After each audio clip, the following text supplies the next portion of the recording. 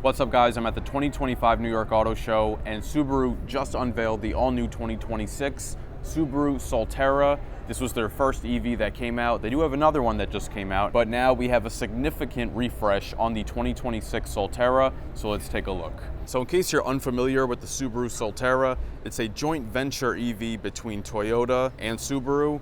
The Toyota counterpart is called the BZ4X. They're basically identical, the exact same vehicle, just one has a Toyota badge and the other has a Subaru badge. But I would say it is more a Toyota than a Subaru in terms of the engineering, but also in a lot of the parts that are used. So that still kind of maintains. We have a lot of Toyota inspired design language and parts. Starting here up front, you can see the Subaru badge actually illuminates when you have the lights on. We have this really cool split headlight design. We have the main projector LED down here at the bottom, and then the daytime running lights are split and intersected by the turn signal, all LED lighting. And because it is an EV, we don't have an open grille, but we do have a small bit of venting down here at the very bottom. We have some flat black down here along the bottom. It's a Subaru, of course it does. Cool two-tone design on the hood. We have gloss black with the painted white. I think that looks really sharp. It almost looks like an extension of the windshield. Really cool design. You can see in the back, it still looks a lot like the outgoing Solterra. Not a whole lot has changed back here. We have Subaru spelled out in black letters across the back. Solterra there in black. This is the Touring trim level. Flat black on the bumper, and you can see we have 4 parking sensors on the back along with 2 integrated reflectors. We have this nice gloss black accent here on top with the LED lights integrated into it. We have LED turn signals, which is good to see. LED tail lights, and this extension of the light down here, that's very Toyota. And we can see up here on the top, we have these little fin looking things. Those improve aerodynamics, and we have a considerable slope to the rear glass, but that's pretty similar to the outgoing model. Inside the cargo area, you can see we have an optional all-weather floor liner there.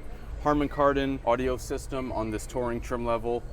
Off to the right side, we have a full-sized home power outlet with a 3rd prong. That's nice. And then underneath the floor, a little bit of additional storage there. This car is in accessory mode, so it has some of the functions disabled, but this does have a hands-free lift gate, but I can't use that right now, so just have to use the button instead. On this Touring trim, they toned down a lot of the flat black cladding. Usually this whole thing you see right here is flat black, but it is paint matched on this model. We do get some along the bottom. It's an appropriate amount. Now let's check out the wheels. This is a 20-inch wheel. Standard size is 18, but this one is 20. It's a two-tone, little bit of aluminum alloy with a dark gray insert. This is riding on Bridgestone Turanza EL 450 tires, 235 on the width with a 50 series sidewall. Up top, we have blacked out power folding mirrors with LED turn signal indicators. We have like a smoked metal trim on the top of the window, flat black along the bottom, gloss black on the B-pillar. All right, let's talk power numbers. You can either get a single motor setup or a dual motor setup. Single motor puts out 233 horsepower, and the dual motor setup puts out 338 horsepower. We don't have any confirmed numbers on range, but there is an estimate. It's going to be somewhere around 285, which is significantly more than the current 2025 Solterra. This comes standard with Subaru symmetrical all-wheel drive. This will be able to charge from 10 to 80% in 35 minutes. This does have NACS charging that will be accessible to the Tesla supercharging network. This also comes with a battery preconditioning system that optimizes charging during cold weather months, because that's typically when you struggle more with the electric charging in the cold weather. So that's what we know so far. Now let's head into the interior. All right, so first thing you're gonna notice right away is this really funky looking steering wheel. It's flat bottom and flat top. I don't know, let me know your thoughts on this down in the comments. It's interesting. But when you look at the controls, you can see this is all very Toyota, very similar to the controls you find on other Toyota steering wheels. One really good thing working with Toyota is the infotainment. We have an all-new 14-inch infotainment touchscreen. Now, unfortunately, I can't turn the car on to show you. This is in accessory mode, But if we look down below, we can see 2 wireless chargers. We have a push button transmission selector, view for the 360 camera.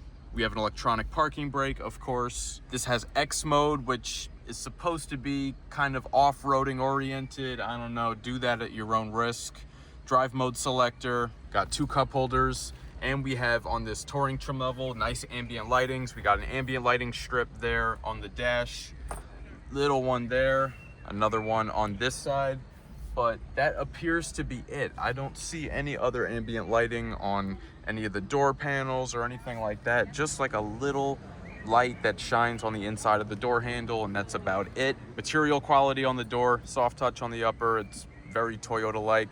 This is nice and soft here onto the armrest. We can see on the speaker grill here, that's for the Harman Kardon audio system. Let's take a look at the seats. Nice two-tone colorway with the dark gray on the edges, light gray in the middle. Nice little pattern with the perforations on there.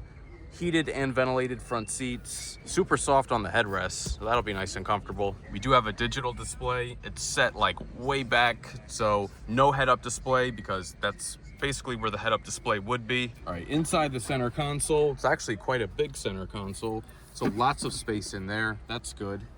All right, down below we have 2 USB-C ports and a 12-volt outlet and a storage area there. Now, one thing they did not improve over the outgoing Solterra, there's still no glove box, which is crazy. I mean, every other EV I've been inside has had a glove box, so I don't understand why this one can't have it. It's got no frunk either, but come on, man. Still no glove box. That's ridiculous. Up above, we have a nice panoramic moonroof. Lets in lots of nice light, even though we are indoors. We also have a digital rear view mirror, which is turned off right now, but it is there. Material quality on the dash, soft touch on the upper and the lower. This, like I said, just feels very Toyota. All right, so now I'm in the back seat right behind my own driving position at 6 feet tall, and I have to say, that's quite a bit of legroom. This is a mid-size SUV, so more than you would get like in a compact. Compacts, I think, are most common. We have a pocket behind each seat. That's really nice. Material quality from the front continues into the back. Down here in the middle, we have 2 air vents. We have 2 USB-C ports, and the 2 outer seats are both heated. Panoramic moonroof continues into the back seat. That's very nice. And the armrests folded down. 2 cup holders, a little spot for your pens and pencils, I guess, or a single Twizzler, and pretty soft on the armrest, so that passes.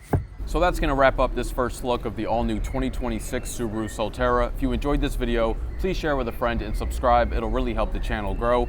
Hit the notification bell so you don't miss any new videos. Let me know down in the comments what other vehicles you want to see on the channel next, and be sure to follow @Optical Automotive on TikTok and Instagram, and check out the page on Facebook. Thank you so much for watching. I'll catch you guys later.